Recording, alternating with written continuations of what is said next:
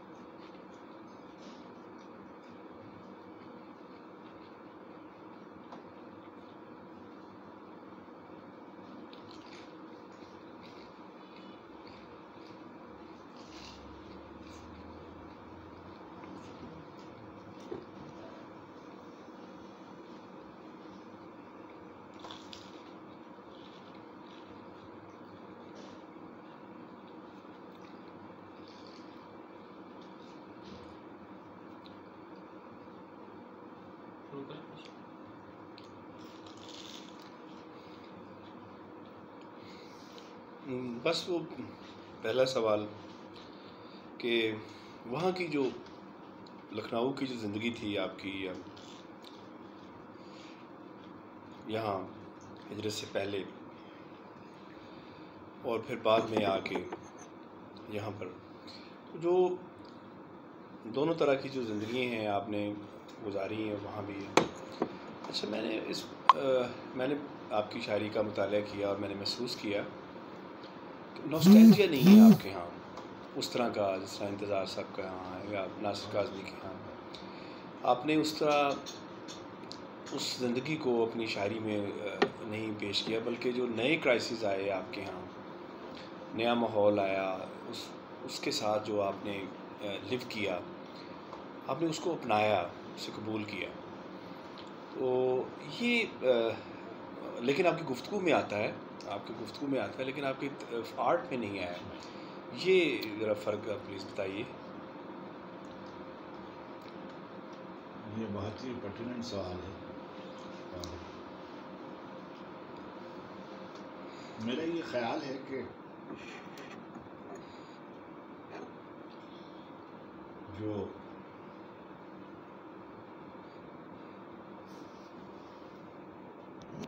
شعر میں مدن میں نے کوئی چیز نہ خارج کی اور نہ میں نے اس کو اختیار کیا. جو بحیثیت شاعر کے میری واردات تھی وہ میں نے لکھ دی. چنانچہ میری واردات میں مثلاً کراچی شامل تھا، جہاں میں نے بنیادی طور پر اپنی شاعری کا آغاز کیا. میری شخصیت میں لندن کے 15 برس 14 برس شامل تھے جی. اور 30 برس میں نے اسلام آباد میں گزارے، جس کے 4 برس میں نے ایران میں گزارے. ان سب شخصیتیں کہیں نہ کہیں اثر انداز ہوئیں، شہروں کی اور ان کی تہذیبی شخصیتیں جو تھیں وہ اثر انداز ہوئیں. مگر میں نے عمدن کسی کو اپنے اظہار کے لیے اختیار نہیں کیا. جیسی آئی میں شاعری میں جس طرح سے کوئی روایت تو میں نے لکھ دی. کوشش کر کے ایک آدھ بار میں نے کام کیا، لیکن اس میں مجھے کامیابی نہیں حاصل ہوئی. صحیح. میں نے جو لکھنؤ چھوڑا تھا، لیکن اگر میں یہ کہوں کہ میں نے لکھنؤ سے کچھ سیکھا نہیں تو یہ بہت غلط بات ہوگی. میری زبان پر جو بھی تھوڑی بہت میری جو زبان ہے، جو میرا محاورہ ہے، میری لغت ہے، اس پر وہاں کا اثر ہے. اور جیسے میری پسند کے جو شاعر تھے، جیسے آتش تھے، جیسے انیس تھے، جیسے یگانہ تھے، یہ مجھے اچھے لگتے تھے اپنی نوجوانی میں، اور وہاں بھی اور یہاں بھی. تو کچھ چیزیں میں نے ان بزرگوں سے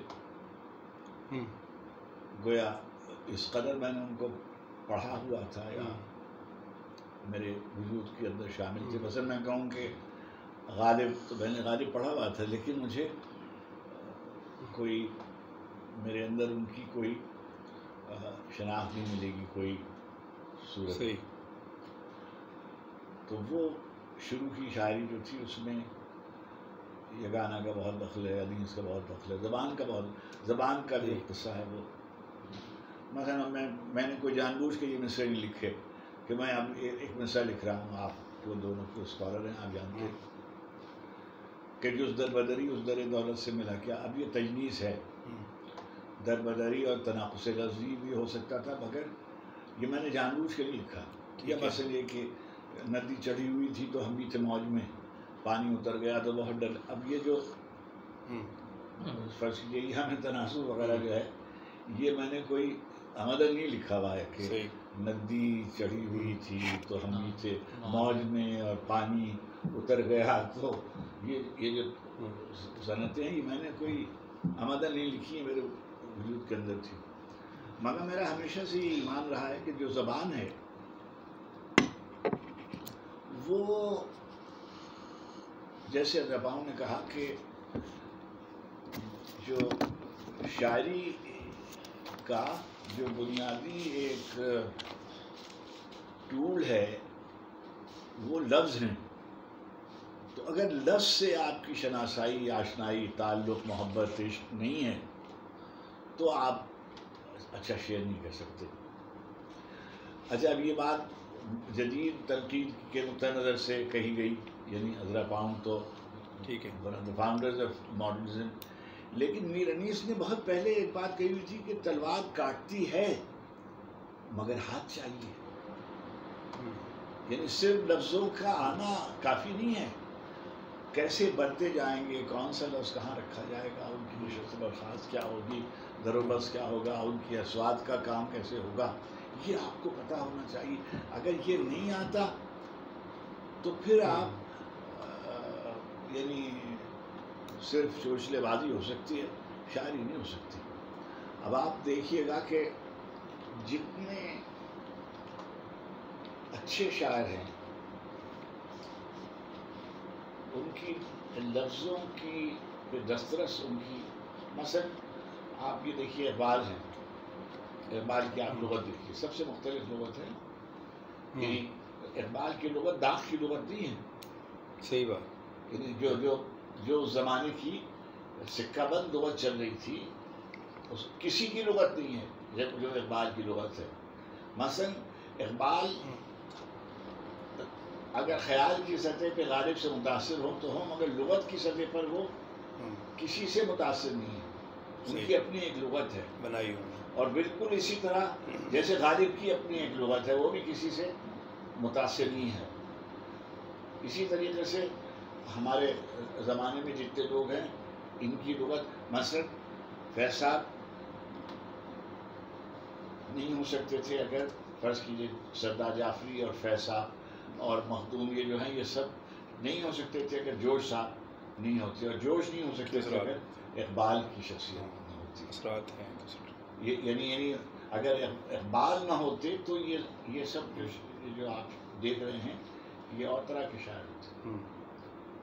اب ہمارے زمانے میں آپ پوچھیں گے تو میں بتاؤں گا. تو میں نے لکھنؤ سے، یہ آپ نے بالکل صحیح کہا کہ ناسٹیلجیا جو ہے یہ قوت بھی فراہم کرتا ہے. ٹھیک ہے. اور ناسٹیلجیا ماربیڈیٹی بھی فراہم کرتا ہے. اس سے ایک قنوطیت اور یاسیت اور گویا ماضی پرستی بھی اس سے نکل سکتی ہے، اور اس سے آگے جانے کی قوت کشید کی جا سکتی ہے. اس کی دو مثالیں ہیں. ایک مثال آپ نے دی، جیسے قرۃ العین حیدر اور انتظار حسین، یہ دو افراد ایسے ہیں کہ جو اپنی تہذیبی روایت کے ماضی میں جاتے ہیں، ٹھیک ہے، مگر افسردہ کرتے ہیں.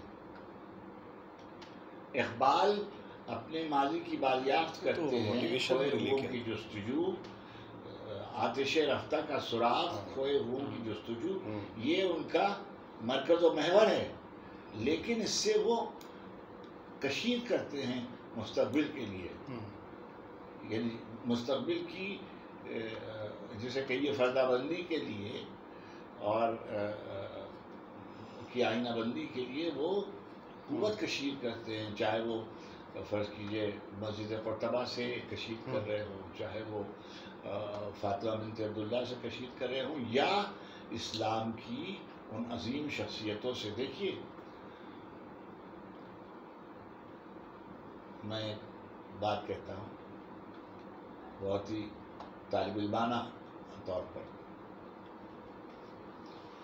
بے شمار لوگ ہیں جنہوں نے نبی کریم علیہ الصلاۃ والتسلیم اور اہل بیت کے اطہار علیہ الصلاۃ والتسلیم کے بارے میں لکھا، ان کی زندگی میں بھی اور ان سے پہلے بھی۔ میں نے ایران میں یہ بابانگ دوحل ایک بات کہی تھی کہ آل محمد کے سلسلے میں جتنی جیسی بڑی شاعری اقبال نے کی، کسی زبان کے کسی شاعر نے نہیں کی۔ میں نے فرزدق، کمیت، دیبل ان کو بھی پڑھا ہے، اور میں نے رودکی سے لے کر مولانا جلال الدین رومی اور سعدی اور محتشم کاشی سے لے کے شہریار تک شعراء کو طالب علمانہ طور پر پڑھا ہے، مگر میں آپ سے بہت ہی مؤدبانہ طور پہ کہوں گا کسی نے اس طرح کی شاعری نہیں کی۔ کیوں؟ اس لیے کہ انہوں نے ان ناموں کو علامت بنا دیا، انہوں نے اپنے تاریخی ناموں کو علامت بنایا۔ بالکل صحیح۔ مثلا ایک مصرع ہے، یہی شیخ حرم ہے جو چرا کر بیچ کھاتا ہے، گلی میں بوزرو دلق اویسو چادر زہرا۔ اب پوچھتے جائیے، دیکھتے جائیے کہ گلی میں بوزر کا کیا قصہ ہے، یہ دلق اویس کے کی تعبیر کیا ہے، اور چادر زہرا کے کیا مسائل ہیں، تو آپ کو پتہ چلے گا کہ نعرہ حیدر نوائے بوزر است، گرچہ از حلق بلال و قمبر است۔ بلال و قمبر کون تھے، اور بوزر کون تھے، اور حیدر کون تھے؟ حیدر کی بات بوزر نے اٹھائی اور قمبر اور بلال نے پھیلائی، تو وہ کیا بات تھی؟ یہ میں اس لیے کہہ رہا ہوں کہ یہ وہ علامتیں ہیں جو اقبال نے اسماء گرامی کو علامت بنا کر۔ مسجد قرطبہ کیا ہے؟ مسجد قرطبہ خود ہی علامت ایک مسجد ہے جو اقبال کے وجود میں بنائی گئی ہے۔ ایک مسجد وہ ہے جو اسپین میں ہے، مگر ایک مسجد وہ ہے جو اقبال کے دل میں تعمیر تھی، جو شکوہ عالم اسلام کی آئینہ دار تھی، جو عہد رفتہ کی آئینہ دار تھی، اور اس کی جو سطوت تھی اور اس کا جو شکوہ تھا، اس کا بیانیہ ہے مسجد قرطبہ میں۔ اسی کو انہوں نے بیان کرنے کی کوشش کی، اور اس سے اس صحبے کی بیچ چکا المنی شورش دین کرش اس نے نہ چھوڑے کہیں، عہد کوہن کے نشان ملت لومی نجات کوہنہ پرستی سے بیر تجدید سے وہ بھی ہوئی، تجدید سے جی لذت تجدید سے وہ بھی ہوئی، پھر جوان ملت رومی نجات کوہنہ پرستی سے بیر لذت تجدید سے وہ بھی ہوئی، پھر جوان دیکھ چکا المنی شورش کرشن ترش اس نے نہ چھوڑے کہیں عہد کوہن کے نشان۔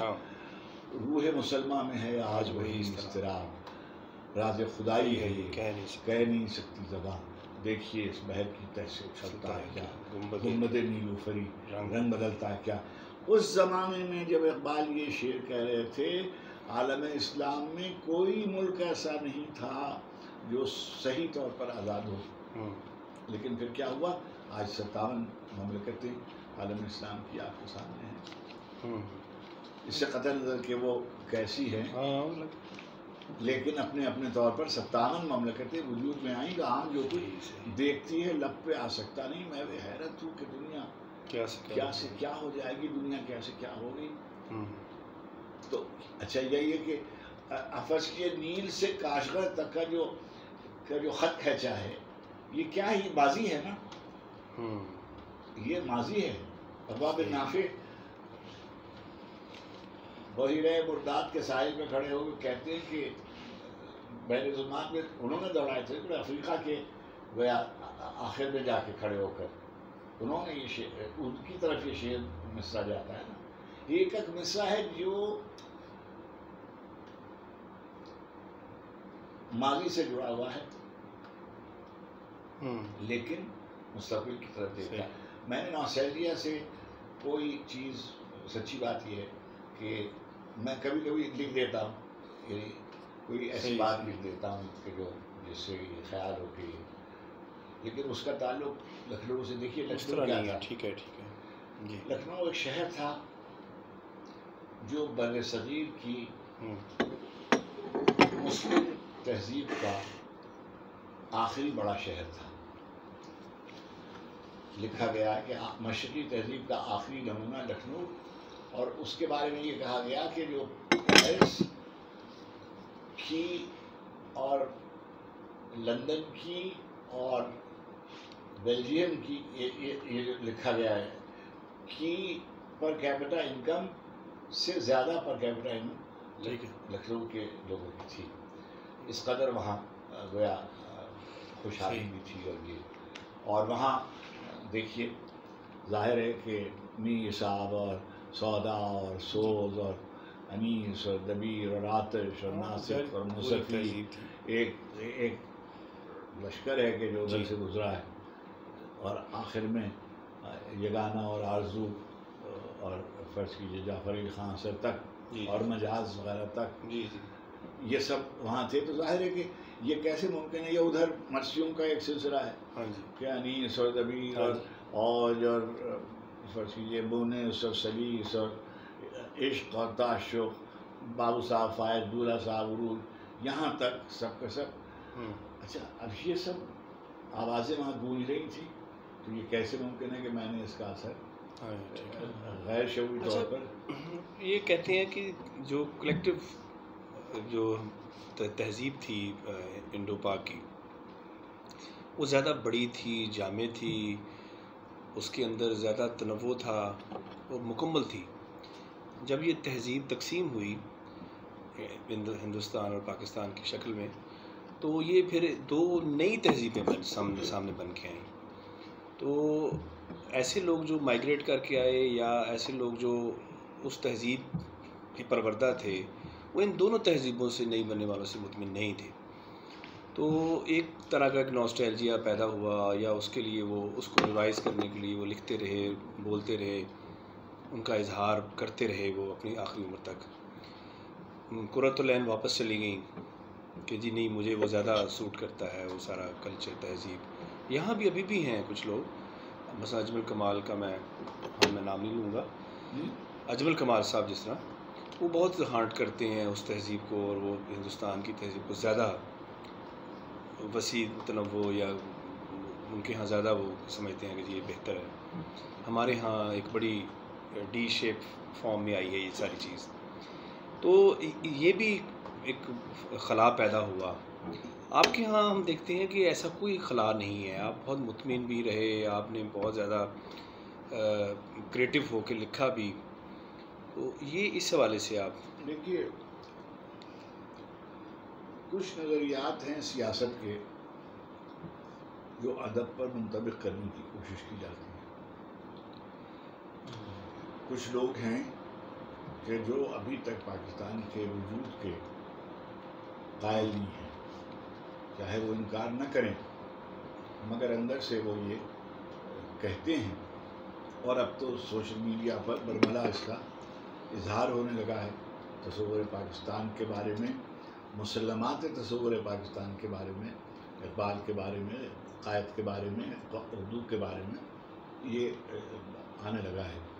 ہر چند کے یہ چھوٹی تعداد ہے، اور مگر میں سمجھتا ہوں کہ تعبیر اور تفسیر کی اگر دیانتداری سے کریں گے تو وہ پہنچیں گے اس نظریے تک کہ ہندوستان میں بحیثیت اقلیت کے مسلمانوں کا کوئی مستقبل نہیں تھا۔ اگر آج بھی مسلمانوں سے آزادانہ طور پر پوچھا جائے تو آج بھی وہ یہ کہیں گے کہ ہاں ہندوستان میں صورت احوال ابتر ہے اور ہندوستان مشکل ہوتا جا رہا ہے. جو نعرہ لگا تھا شروع میں ہندوستان، دیکھیے نا انہوں نے اپنے کانسٹیٹیوشن میں ایک تبدیلی کی. آپ نے سنا کہ انڈیا از فار ہندوز. یہ بات انہوں نے ابھی جو اس کا آپ لکھ دیجیے گا، جو بھی اس کا ہے، جو نیا قانون بنا ہے ہندوستان کا، ابھی کہ ہندوستان کی ابھی مودی کی حکومت کے دوران جو قانون بنے ہیں آزاد کشمیر کے مقبوضہ کشمیر کے حوالے سے، اینکسیشن کے حوالے سے، وہ ایک طرف کو جو ان کی جارحیت ہے کشمیر میں، ہمارے مقبوضہ کشمیر میں، وہ ایک طرف، مگر خود ہندوستان میں جو شہریت کے قانون کے نام پر جو غیر مسلموں کے ساتھ اور خاص طور پر روہنگیا مسلمانوں کے سلسلے میں اور مسلمانوں کے سلسلے میں جو رویہ اختیار کیا گیا ہے، وہ اس قدر شرمناک ہے کہ اس پر سارے ہندوستان میں مظاہرے ہو رہے ہیں اور بات ہو رہی ہے.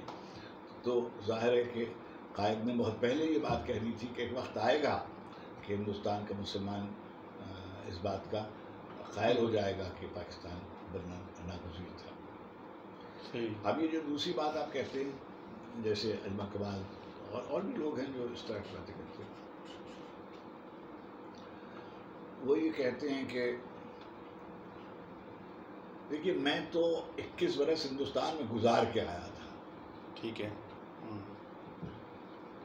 یہ میں یہاں نہیں پیدا ہوا تھا، میں 21 برس گزار کے آیا تھا. میں نے اپنے بچپن اور اپنی جوانی کے کچھ دن وہاں گزارے تھے. میں نے لکھنؤ یونیورسٹی میں 5-6 سال میں پڑھا تھا، وہاں یونیورسٹی کر کے میں آیا تھا. تو میں نے وہاں کی زندگی دیکھی تھی اور میں یہ دیکھتا تھا کہ یہاں کوئی گنجائش نہیں ہے، کوئی امکان نہیں ہے. میں اپنے والدین اور اپنا گھر بار اپنا خاندان چھوڑ کر آیا تھا. اچھا ٹھیک ہے. میں اکیلا آیا تھا. اچھا ٹھیک ہے. اور پاکستان بننے کے کتنے برس بعد؟ 65 میں. لکھنی آ رہی ہے. اور ایک بات اور بھی لکھیے گا کہ میں 1965 میں آیا تھا. مجھ سے ایک دفعہ ٹی وی میں نام نہیں لیتا ہوں، آپ سے بتا رہا ہوں، نہیں بخاری صاحب نے پوچھا، اسپانسرڈ تھے احمد فراز کے، تو مجھے پوچھا کہ افتخار صاحب آپ اتنی دیر سے پاکستان کیوں آئے؟ تو میں نے ان سے گزارش کی کہ جو 43 میں پیدا ہوا تھا بچہ، وہ 47 میں نہیں آ سکتا تھا. واہ واہ واہ واہ. دیکھیے جو بچہ 43 میں پیدا ہوا وہ 47 میں نہیں آ سکتا تھا. یعنی 4 برس کا بچہ تو پاکستان نہیں آ سکتا تھا. کوئی لائے تو لائے، خود تو نہیں آ سکتا. کوئی لائے تو. اور میں نے کہا کہ والدین تو میرے اب بھی نہیں آئے، تو پھر میں کیا کروں؟ شعوری فیصلہ تھا، بڑا شعوری فیصلہ تھا. اور کتنے لوگ ہیں جو پاکستان میں رہتے ہیں مگر شعوری طور پر اس کے قائل اس کے ہیں، یعنی بار بار وہ یونائٹڈ انڈیا کی بات کرتے ہیں. اچھا دوسری بات یہ ہے کہ اب آ جائیے اس سے میرا سلوک. ابھی سیاسی سوال چھوڑ دیں گے، پھر ہم ادب پہ زیادہ. جی جی جی. یعنی میں نہیں، میرا سوال تو ادبی ہے. ہاں نہیں، تہذیب جو ہے. ہاں جی ہاں بالکل یہ بات. دیکھیے اب میں آ گیا کراچی میں جب میں آیا تو امیر المومنین علی بن ابی طالب کرم اللہ وجہہ کا ایک قول ہے کہ بڑا حق ہے اس زمین کا جو تمہارا بوجھ اٹھائے ہوئے ہے. ٹھیک ہے جی. تو میں سمجھتا تھا کہ سندھ کے ہم احسان مند ہیں کہ انہوں نے ہمیں جگہ دی اور ہمیں قبول کیا اور ہمارے لیے اپنی زمین مشاہدہ کی. تو ہمارا حق ہے کہ ہم ان کی تہذیب کو سمجھیں. جب ہم ہندوستان آئے تھے، فرض کیجئے سارے مسلمان جو ہیں وہ یا ایران سے آئے ہیں یا افغانستان سے آئے ہیں یا عرب سے آئے ہیں، اگر ذرا سی دیر کو، حالانکہ یہ بات محل نظر ہے، یہ مان بھی لیا جائے، تو یہاں آ کر انہوں نے زندگی کی بہت سی چیزیں یہاں سے سیکھی، بہت سی چیزیں ان کو سکھائیں، بہت سی چیزیں ان سے اخذ کی. تو زبان ہی فرض کیجیے، عربی بولتے ہوئے آئے ہوں گے نا، فارسی بولتے ہوئے آئے ہوں گے نا، یا ترکی بولتے ہوئے آئے، جو بھی زبان بولتے ہوئے آئے، انہوں نے یہاں کے لیے فرید الدین گلشکر کو گفتگو کرنے کے لیے یہاں کی زبان کا سہارا لینا پڑا. وہی زبان ہے جو بعد میں پنجابی بنی یا اردو بنی یا ہندی بنی. جی. لیکن اس گویا شجرہ نسب کے پہلے خانے میں تو فرید الدین گلشکر کا ہی نام لکھا جاتا ہے نا. تو انہوں نے جب ضرورت سمجھی کہ ہمیں اپنے دین کو پھیلانا ہے تو انہوں نے یہاں کی زبان اپنے لیے اختیار کی جس سے وہ ہم کلام ہو سکے اپنے لوگوں سے. حضرت نظام الدین سارا سلسلہ چشتیہ جو ہے اس کی آپ ان کی زندگیوں پہ آپ نظر ڈالیں. حضرت معین الدین چشتی، حضرت خواجہ قطب الدین بختیار کاکی، حضرت فرید الدین گلشکر، حضرت نظام الدین، حضرت سراج الدین اور فخر الدین، فخر عالم، فخر زمان تک، اور پھر یہاں انہیں کے طرف سے اللہ بخش توسیع اور سیال شریف والے اور توسیع شریف والے، یہ سارے کے سارے کیا ہندی میں بند نواز گیسو دراز، صاحب معراج العاشقین، یہ سب جو تھے یہ انہوں نے. خسرو تو ان کا سب سے ریپرزنٹیٹیو آدمی جو ہے وہ خسرو ہے. اس نے یہاں کی موسیقی سیکھ کر موسیقی سکھائی. اس نے یہاں کے کہہ مکرمیاں، اس کی پہلیاں، اس کا جو کلام ہندوی ہے وہ آپ دیکھیے کہ، اور اگر ٹھیک ہے زحال مسکین مکن تغافل جو ہے یہ خود ہی ایک نمائندہ چیز ہے کہ یہ کہتے آئے تھے کہ زحال مسکین مکن تغافل. جی درائے مینا بدائے بتیاں، سخی پیا کو جو میں نہ دیکھوں کیسے کاٹوں دہلی بتیاں وغیرہ جو ہے یہ سب اقبال خسرو نے یہی سیکھا. صحیح. اچھا ایک سوال کر لوں پھر آپ ریکارڈنگ آپ کے چیک کرنے کے لیے. جی آپ کا جو زمانہ تھا 60 کے بعد کا یا 60 کے آخری جو سال تھے، 60 کے پہلے تجربات بہت سارے ہوئے، نظم میں بھی ہوئے، اعلانی کامران اسناگی وغیرہ جو کر رہے تھے لسانی تشکیلات کے نام پر. اچھا غزل میں بڑی ٹوٹ پھوٹ ہو رہی تھی، تو سلیم احمد صاحب بھی کر رہے تھے اینٹی غزل کے نام پہ، پھر یہ ظفر اقبال صاحب تو ابھی تک کر رہے ہیں اسی فضا میں ہیں. تو آپ کے یہاں ہم دیکھتے ہیں کہ اس طرح کا کوئی تجربہ نہیں ہے. آپ نے اپنی کرافٹ سے، اپنی تھاٹ پاور سے نیا رنگ پیدا کیا ہے اور اسی کو ابھی تک قائم رکھا ہے، اسی میں انفراد قائم کیا آپ. کیا اس طرح کا تجربہ چاہیے ابھی غزل میں موجود؟ میں جب کراچی آیا تو ریڈیو پاکستان سے منسلک ہو گیا، تو وہاں 2 آدمی تھے جو دونوں خطبین، یعنی بود خطبین تھا دونوں کے درمیان. ایک تھے سلیم احمد، وہ یہ کہہ رہے تھے کہ کار تخلیق میں ڈالا ہے مشینوں نے خلل، رحم مادر کی جگہ ڈھال کے رکھ دی بوتل. ٹھیک ہے جی، رحم مادر کی جگہ ڈھال کے رکھ دی بوتل. ایک طرح وہ یہ کہہ رہے تھے کہ ڈھلا رکھا کیا ہے زوالی پیار کے جھوٹے فسانوں میں، کھٹے کھورے کھرے کھوٹے کا سب احوال کھل جائے گا رانوں میں. جی بیاس کی غزلیں اگر آپ دیکھیے تو یہ وہ زمانہ تھا. اور دوسری طرف قمر جمیل تھے، وہ یہ کہہ رہے تھے کہ میرے گھر کے دروازے پہ ایک کالی بلی بیٹھی ہے، پوچھ رہی ہے میں آؤں میں آؤں. ٹھیک ہے جی، وہ اینٹی غزل اور نثری نظم کے بانی بھی یکے بانیان ہیں. اب وہ جھگڑا فساد ہے کہ احمد ہمیش ہیں کہ قمر جمیل ہیں کہ مبارک احمد ہیں، مگر ہیں یہی تینوں. تو یعنی لیکن میں سلیم احمد صاحب کے اور سے زیادہ، سلیم احمد تو میرے لیے استاد کی منزل میں تھے، مگر قمر جمیل بھائی سے بہت ہی ہماری میاد بنی تھی، اور دونوں ریڈیو ہمارے سینئر تھے. لیکن میں نے ان دونوں آدمیوں کے ساتھ وقت گزارا. نثری نظم سے میں الجھتا تھا اور میں نے بہت سخت باتیں کہی ہوئی ہیں، لیکن ظاہر میری عمر ہی کیا تھی، ابھی 23 24 25 برس کا میں نوجوان تھا. 23 برس میں تو میں ٹی وی میں آ گیا تھا، تو کوئی میری سمجھ بوجھ ابھی بھی نہیں ہے، اس وقت تو بالکل نہیں تھی. تو میں نے اپنے آپ کو فالو کیا کہ جو میرے دل میں آتا ہے وہ میں کہتا ہوں. اب کیا ہوا، ہاں مجھ کو جھاڑ پڑی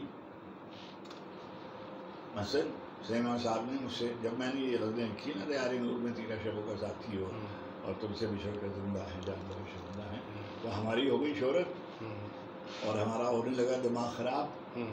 تو سلیم احمد صاحب نے ایک دن کہا عارف خان، ایسی باتیں محبت سے کہتے تھے، بھائی تم سے ہمیں 2 باتیں کرنی ہیں. ایک بات تم کہی کہ اگر تم قیامت کے دن کن لوگوں کے ساتھ اٹھائے جانا چاہتے ہو، یعنی تم شو بزنس والے لوگوں کے ساتھ اٹھائے جانا چاہتے ہو کہ ہمارے ساتھ اٹھائے جانا چاہتے ہو. تو میں نے کہا یہ جو آپ ڈرامے لکھتے تو کہنے لگے یہ تو سیٹ کمال ہے. کہتے سیٹ کمال. خیر دوسری بات یہ کہ جو انہوں نے، میں نام لے لیتا ہوں، میرے بزرگوں کو برا کہا اور کہا کہ یہ جو لوگ منمناتی ہوئی شاعری کر رہے ہیں، یہ جو لہجے کی جو زنخائیت ہے، یہ جو یہ تو کوئی شاعری نہیں ہوئی. اب میں نے کوئی اس کا جواب نہیں دیا، ظاہر ہے استاد تھے، مگر میں نے کوشش یہ کی کہ میں پھر مجھے یہ گانا اچھے لگتے تھے اور میں نے یہ گانا سے مجھے یعنی ظاہر ہے کہ ان کے جو دینی خیالات تھے ان سے تو مجھے اتفاق نہیں تھا. میں بچپن سے بھگتا ہوا ہوں ان کو، میں نے ان کا برا حال دیکھا ہوا ہے لکھنؤ میں اور سنا ہوا ہے. صحیح. تو وہ سب اپنی جگہ، مگر جو ان کی گفتگو تھی کہ وہ مجھے اچھی لگتی تھی اور میں نے دیکھا کہ یہ سب سے مختلف آدمی ہے کہ اس کا لہجہ، اس کی اور اس کو بھی وہ آدمی پسند ہے جو مجھے پسند ہے، آتش. کہ کون حضرت آتش کا ہم زباں نکلا اور کیا کہ اپنے بارے میں جب وہ